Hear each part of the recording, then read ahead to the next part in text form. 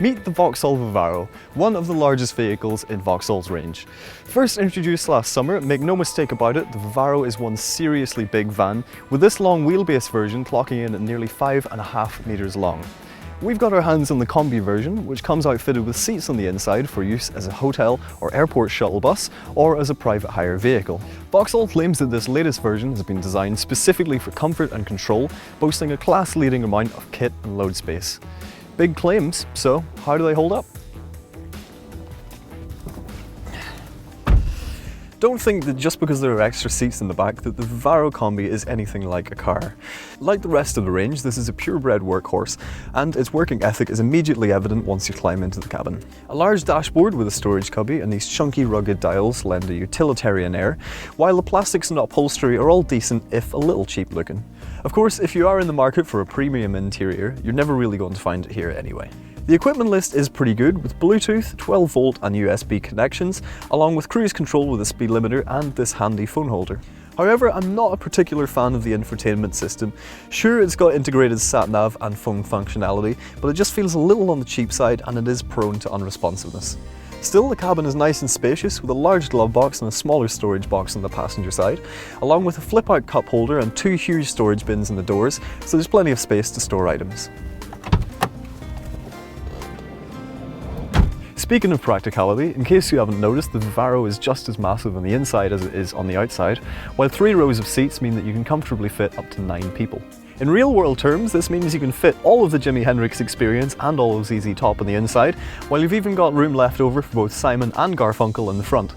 You can probably take all of their gear too, with a maximum load space of around 4 square meters. Despite the slightly unremarkable upholstery, the seats are all comfortable, while there's also 2 ISOFIX attachments in the middle row. Lack of a transmission tunnel in the middle means there's plenty of legroom and it's easy to get in and out, while the dedicated aircon for the second and third rows is also a nice touch. Sliding doors on either side give easy access, while the second row of seats splits 60-40 to allow passengers to get into the back. If you have to, you can also remove the second and third row of seating as required. While the boot is huge, with a low loading lip and 2 loops for securing luggage or other large items. The only complaint is that the seats are a little tricky to get out on the fly, while the doors only open to a maximum of 90 degrees, unlike some rivals, which could make loading wide items a little tricky.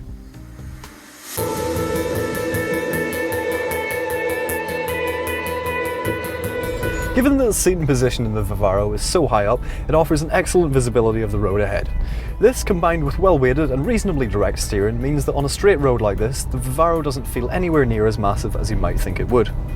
The 1.6-litre diesel engine in this model can feel a little sluggish, but it's not the worst in the world, while the addition of a 6th gear for motorway cruising also helps keep it quiet and refined. Fuel economy of nearly 48 miles per gallon and only 155 grams per kilometre of CO2 emissions when you specify the optional start-stop technology means that consumption as well as costs stay low, which is good news for any fleet operator. That said, the gearbox in this model can be just a little bit clunky. Sometimes it's hard to get into gear, while likewise the placement of the handbrake, which is all the way down here, can make it hard to reach. Still, given its dimensions, it's a relatively pleasant drive overall.